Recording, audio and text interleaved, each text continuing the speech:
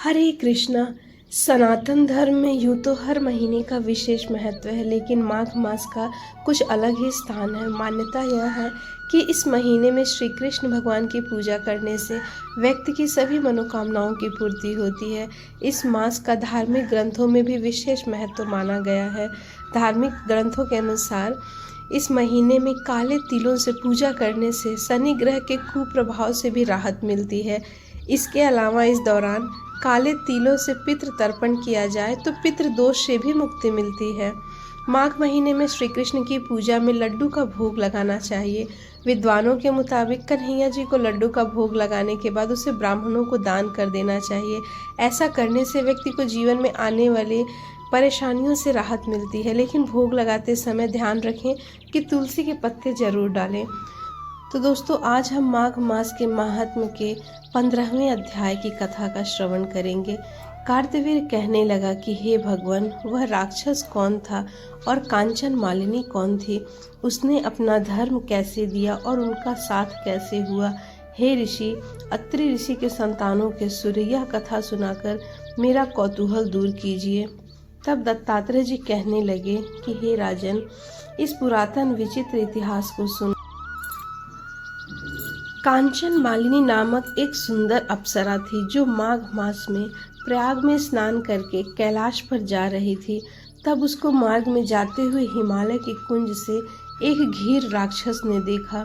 उस सोने जैसी तेज वाली, सुंदर कटी वाली, बड़े बड़े नेत्रों वाली, चंद्रमुखी, सुंदर केश और पीनप योधर वाली सुंदर अप्सरा को देखकर उस राक्षस ने कहा कि हे सुंदरी, तुम कौन हो और तुम कहाँ से आ रही हो? तुम्हारे वस्त्र और वेणी भीगी हुई क्यों है?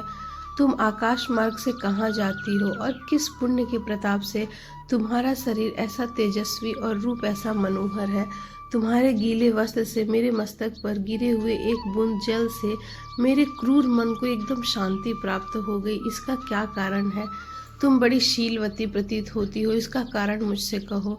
तब अप्सरा ने कहा कि राक्षस सुनो, मैं काम रूपिणी अप्सरा हूँ।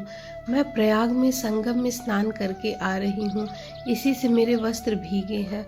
अब कैलाश पर जा रही हूँ, जहाँ पर श्री शिव निवास करते हैं। त्रिवेणी के जल से मेरी सभी क्रूरता दूर हो गई है, जिसके पुण्य के प्रभाव से मैं इतनी सुंदर और पार्वती जी की प्रिय सखी हुई। जो आश्चर्य देने वाला उदाहरण मुझसे ब्रह्मा जी ने कहा था, उसे सुनो।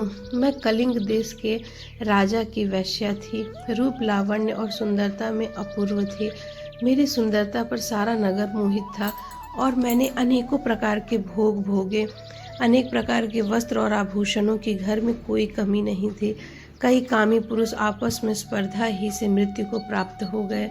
इस तरह उस नगर में बड़ी सुंदरता से यौवन व्यतीत हुआ और मैं वृद्धावस्था को प्राप्त हो गई।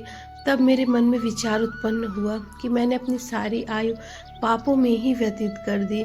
धर्म का कोई कार्य, दान, तप, यज्ञ आदि कुछ नहीं किया। शिव या दुर्गा जी की आराधना भी नहीं की, न कभी भगवान विष्णु का पूजन किया। इस प्रकार अशांत चित्त से मैंने एक ब्राह्मण की शरण ली, जो वेदों के ज्ञाता और ब्रह्मनिष्ठ थे।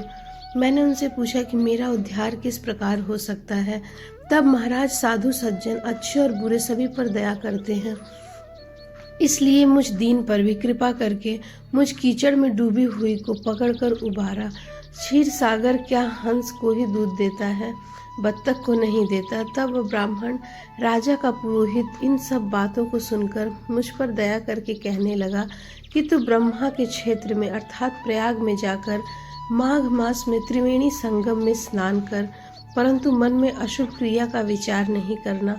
पापों के नाश के लिए महर्षियों ने तीर्थ स्थान से अधिक और कोई प्रायश्चित नहीं बतलाया है। प्रयाग में स्नान करके तू अवश्य पवित्र होकर स्वर्ग को जाएगी। हे भामिनी, पुराने समय में गौतम ऋषि की स्त्री को देखकर इंद्र ने काम के वशीभूत होकर कपट वेश में उससे भोग किया था, इसीलिए ऋषि श्राप द्वारा दिया गया उसका शरीर अत्यंत लज्जा युक्त हजारों भगों वाला हो गया। तब इंद्र नीचे मुंह करके अपने पाप कर्म की बुराई करने लगा। मेरु पर्वत के शिखर पर स्वच्छ जल वाले सरोवर पर एक स्वर्ण कमल से भरे हुए कोटर में घुस गया और अपने पाप को धिक्कारता हुआ कामदेव की बुराई करने लगा कि यह सब पापों का मूल वही है इसके ही वशीभूत होकर मनुष्य नरक में जाते हैं और अपने धर्म, कीर्ति, यश और धैर्य का नाश करते हैं। इंद्र ऐसा सोच रहा था।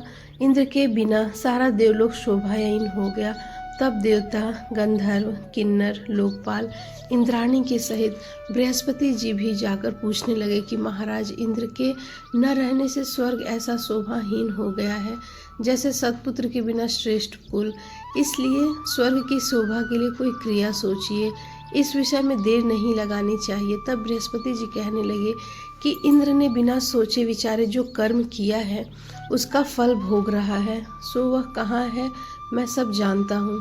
फिर गुरु जी ने सबको साथ लेकर स्वर्ण कमलों से युक्त बड़े सरोवर में इंद्र को देखा, जिसका मुख मलिन और आंखें बंद थी। तब इंद्र ने बृहस्पति जी के चरणों को पकड़कर कहा कि इस पाप से उद्धार करके मेरी रक्षा कीजिए।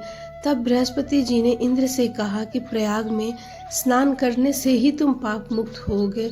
तब इंद्र सहित सबने ही प्रयाग में जाकर संगम में स्नान किया और त्रिवेणी स्नान से इंद्र पाप मुक्त हो गए। तब बृहस्पति जी ने इंद्र को वरदान दिया कि तुम्हारे शरीर में जितने भग हैं सब नेत्र हो जाएं।